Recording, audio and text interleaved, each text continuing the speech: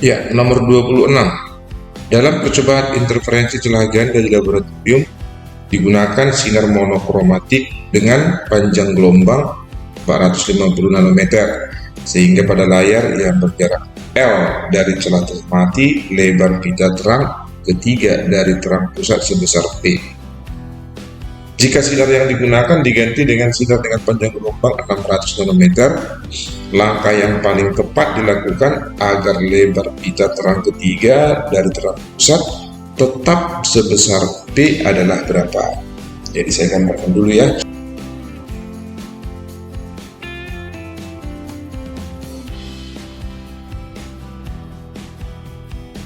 Nah, nanti terang pusat ini jaraknya ke terang ketiga, misalnya jarak dari sini ke mari, itu disebut P. Sini juga nanti akan begitu ya.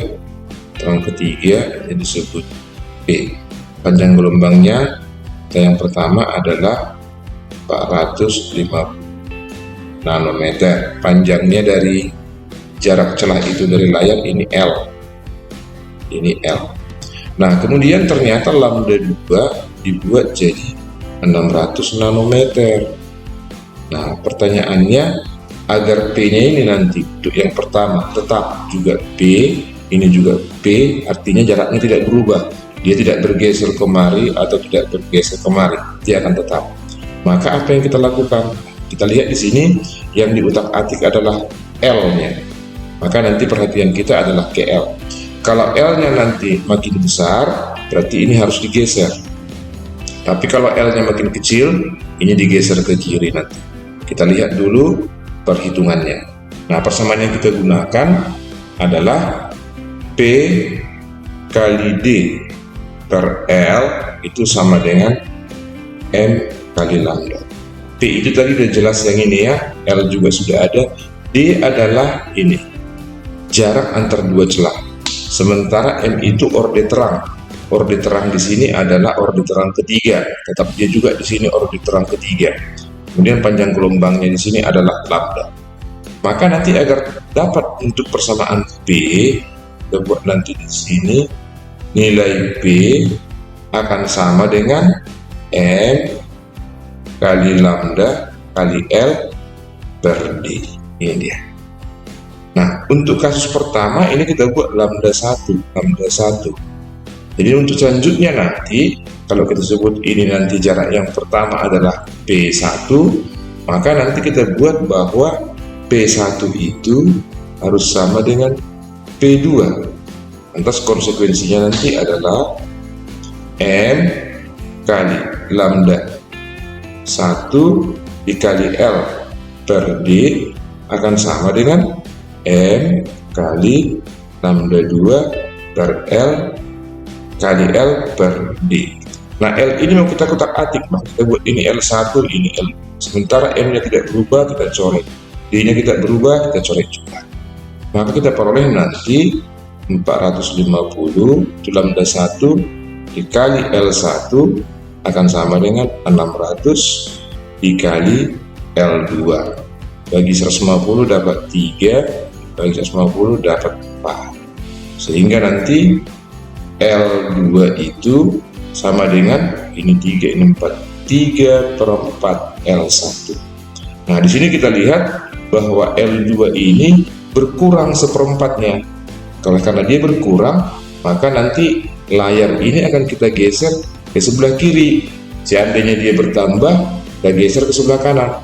Tapi di sini berkurang menjadi 3 per 4-nya. Oleh karena itu, langkah apa yang kita lakukan?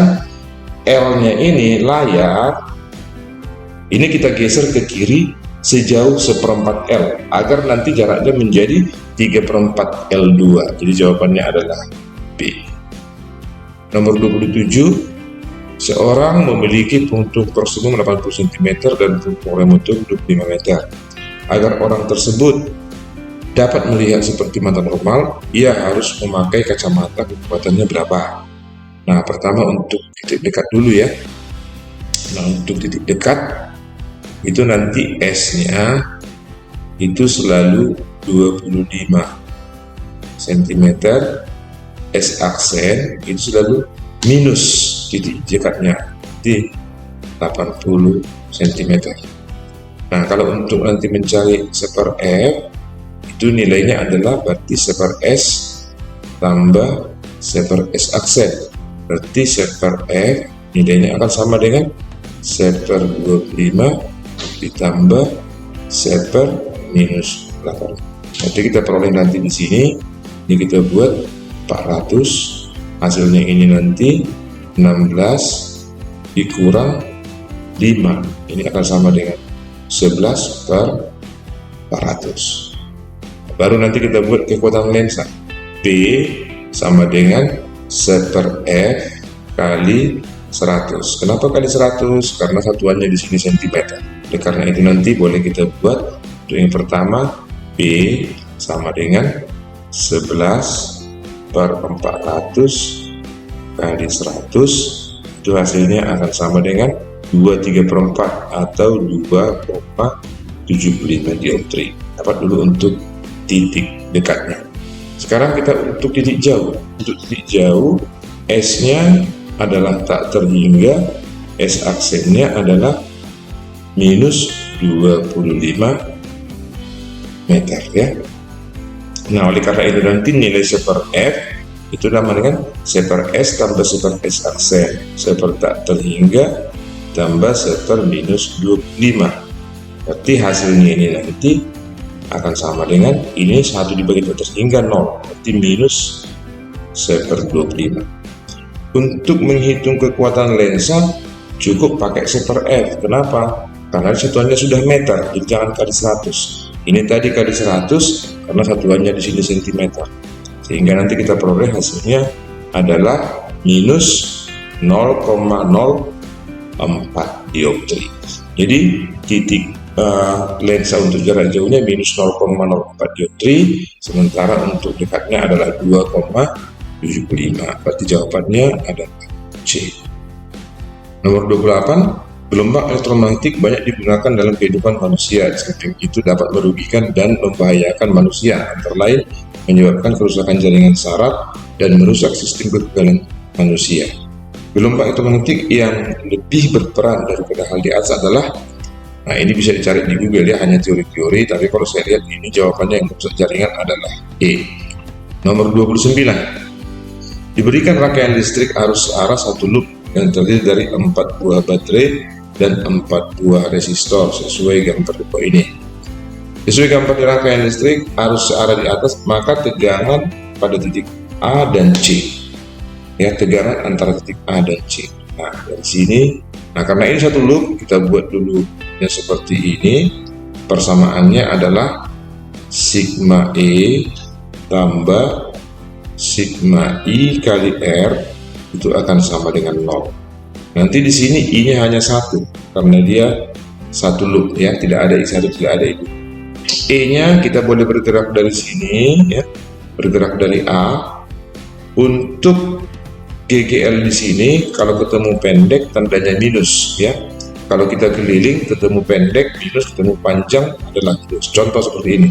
Kita bergerak dari A kemari. Terus dari A ini ketemu di sini yang pendek. Berarti minus besarnya 20. Terus jalan lagi kita kemari. Ketemu pendek di sini. Berarti minus 30. Terus jalan lagi kemari, ketemu panjang. Berarti plus 8. Terus jalan lagi kemari, ketemu panjang. Berarti plus 12. Akan sama dengan ini udah selesai. I kali R, I-nya kita buat ini, R-nya kita jumlahkan 5 tambah 6, terus ditambah 8, terus ditambah 11.